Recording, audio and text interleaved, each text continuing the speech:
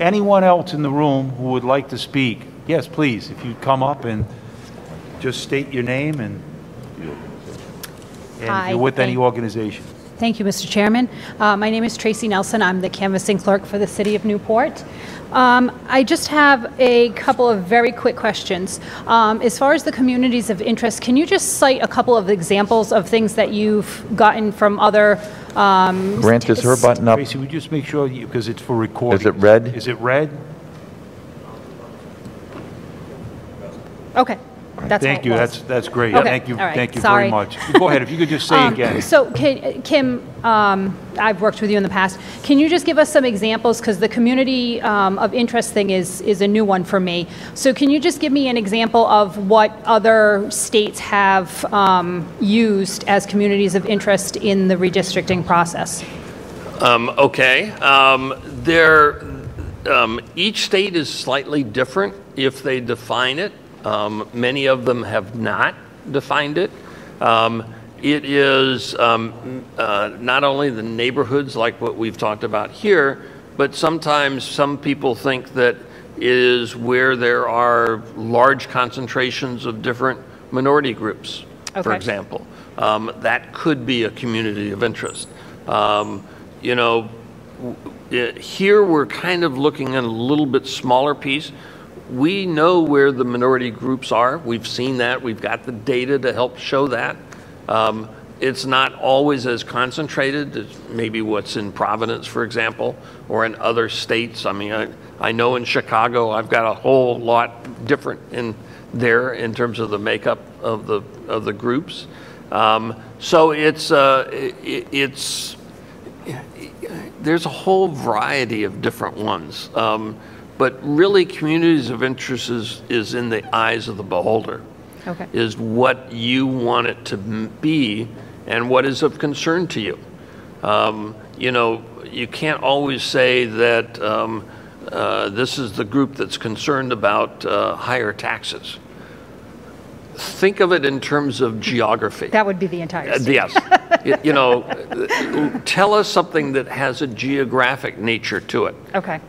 That's the key, because that's what we have to deal with, and we have to understand what you mean from that. Okay. So, you know, that's why this tool is there to help draw that, because we want a map of it.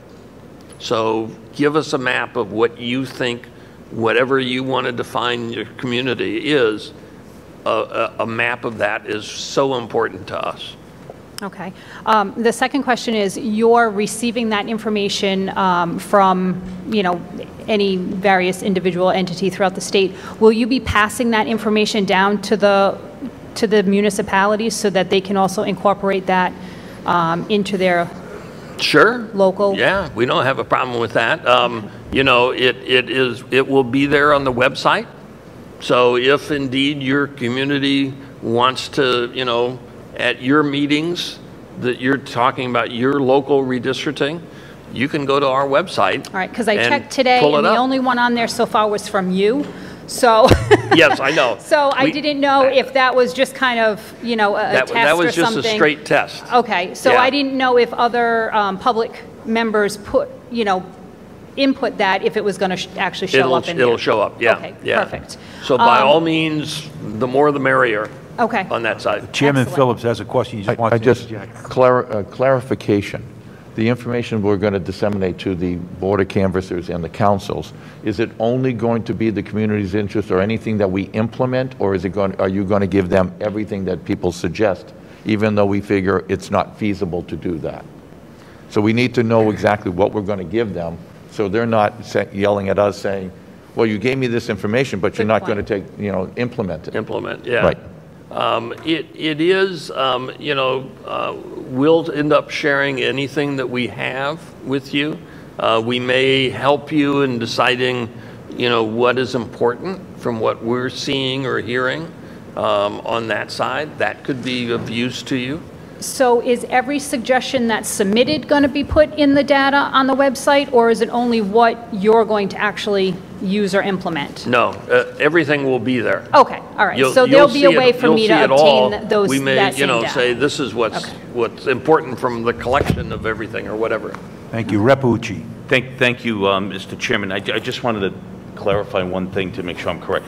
So we're here for the House and Senate districts and ultimately the congressional seats. So some of the things, most of our, we would like to keep them within a community, but most of them go over the line. So community of interest, I'm thinking my old district when I was a rep, community of interest mine would be like Plainfield Pike, which would go Cranston and Johnston and that piece. So some of this, while may not be pertinent to the cities and towns themselves because it goes over the lines. And the way this works is we have to set the lines for the House and Senate districts, and then the cities and towns create the ward districts, and we will do what we can to minimize those pockets so that way you all don't have the pocket problem. But for all of that, a lot of it probably wouldn't be pertinent, and instead, when you go through your process, you'll have a consultant. I know my town actually uses Mr. Brace to do that and solicit the community of interest at that level, because then it's better data for you. So that's just my 2 cents. Yep. So thank Understood. You. Thank you, Rep. My final question, and it's more just I want to confirm, you are strongly recommending that the cities and towns wait until the state has redrawn their lines, because we are expecting to see some movement in those rep and Senate lines before we start taking on drawing our ward and precinct lines. That is generally my advice to local jurisdictions, yes. Okay. Because there could be other things that are happening outside of your town that's going to affect the lines in your town. So, we tend to think of it in terms of let's start from the largest and come down the scale, because that's when you're going to find out, are you impacted because of these other lines here? Absolutely. Thank you, Kim. Thank you. Thank you very much, Tracy.